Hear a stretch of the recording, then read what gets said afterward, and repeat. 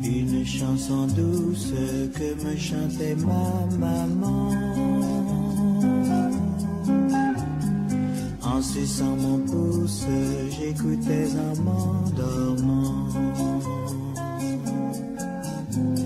Cette chanson douce, je veux la chanter pour toi. Car ta peau est douce comme la mousse des bois.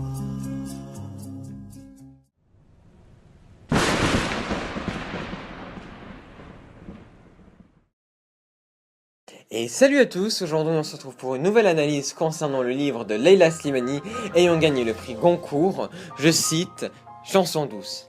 On va commencer d'abord par une biographie de l'auteur et donc de la vie de Leila Slimani pour ensuite aller sur un résumé du livre et ainsi décrire ce qui s'y passe dans ce livre. Pour finir, nous avons pu travailler sur une critique pour établir certains thèmes du livre et ainsi émettre notre avis. Nous espérons que cette vidéo vous plaira et n'hésitez pas à laisser un pouce bleu.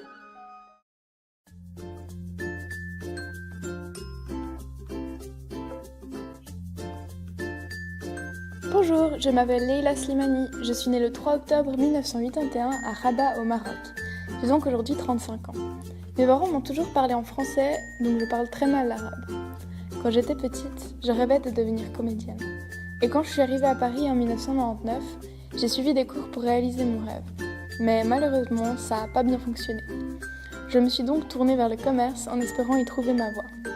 En 2014, je sors mon premier roman qui s'intitulait « Dans le jardin de l'ogre » et qui parle de l'addiction sexuelle d'une femme. Et ce livre qui raconte la vie d'une jeune journaliste nymphomane, pour l'écrire, je me suis inspirée de ma propre vie. Certaines personnes ont été choquées par le sujet, mais le livre a globalement été très bien accueilli. Mais pas aussi bien que mon second roman, Chanson douce, qui m'a fait remporter le prix Goncourt en 2016.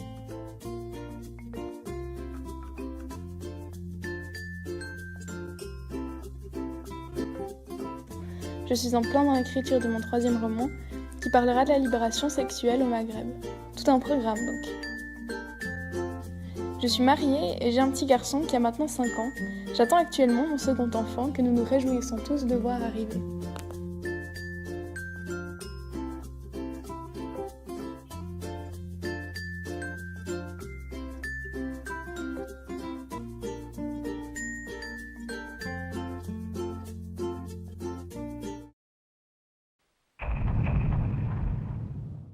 Myriam, mère de 2 enfants en bas âge, décide malgré que son mari ne le veuille pas, de reprendre son activité au sein d'un cabinet d'avocats.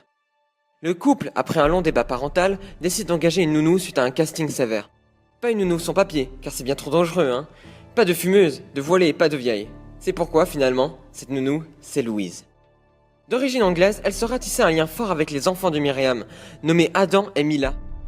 De l'affection, de l'amour, tout est bien manigancé pour qu'on puisse voir que Louise est très proche des enfants du couple, comme si c'était les siens. Elle occupe donc une place centrale dans le foyer. C'est pourquoi, durant tout le livre, on assiste à des situations banales où on voit l'action des personnages principaux dans des situations quotidiennes de la vie. Telle Louise préparant pendant des semaines des guirlandes pour l'anniversaire de Mila. Tout devient simplement répétitif, à l'image de la routine quotidienne. Néanmoins, une relation de dépendance va s'installer entre le couple et la nounou, jusqu'au point de non-retour malheureusement. Grâce à Leila Slimani, on découvre les démons des êtres humains, ne se souciant pas des autres et ne pensant qu'à leur petite personne. On découvre un père plein de rêves et innocent, ou encore une mère dont la maternité soudaine est évitée pour pouvoir avant tout accomplir en tant que femme un travail et se sentir importante.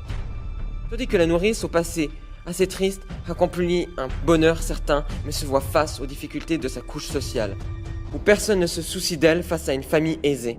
Enfin bref, à travers les descriptions claires et classiques, on peut observer des êtres se blessant entre eux, s'usant, s'aimant, jusqu'à s'en étouffer. Tout par une société axée sur eux-mêmes et ne pensant plus aux autres.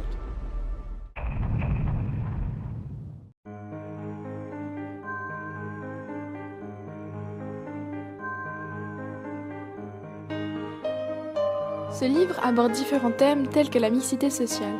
En effet, Louise est plutôt dans une classe inférieure, tandis que la famille vit, elle, dans un appartement bien agencé et bien payé par le métier des parents. De plus, on y trouve une illustration sur la place de la femme dans le monde du travail d'aujourd'hui. Louise travaille beaucoup pour très peu d'argent, tandis que la mère, elle, ne supporte plus de garder ses enfants et décide de reprendre le travail. Ensuite, on découvre la monstruosité qui fait partie de chacun de nous. C'est votre deuxième roman, c'est votre deuxième conte relativement cruel. Pour quelle raison aimez-vous autant ces personnages qui sont soit des ogres, soit des personnages dangereux, presque des monstres? Ce sont des personnages qui m'attirent parce que j'aime sonder ce qu'il y a derrière les apparences, derrière l'apparence du conformisme, de la bien-pensance, l'apparence bourgeoise aussi. À l'instar de Louise qui laisse sortir le monstre aux yeux de tous, événement qui bousculera le quotidien de la famille. Leila Slimani nous livre une histoire à l'écriture intelligente où le rythme s'impose naturellement. L'auteur décrit les scènes de manière objective, les sentiments n'ont plus leur place, à l'image d'un rapport d'enquête. Lors de la lecture, on est choqué dès le début, ce qui suscite de l'intérêt pour la suite de l'histoire. On veut savoir pourquoi une histoire en apparence si banale prend une tournure si dramatique. Une chanson douce, ou plutôt une oraison funèbre, c'est le son qui accompagne la lecture de ce livre que nous recommandons à tous ceux qui cherchent le frisson dans leur vie quotidienne.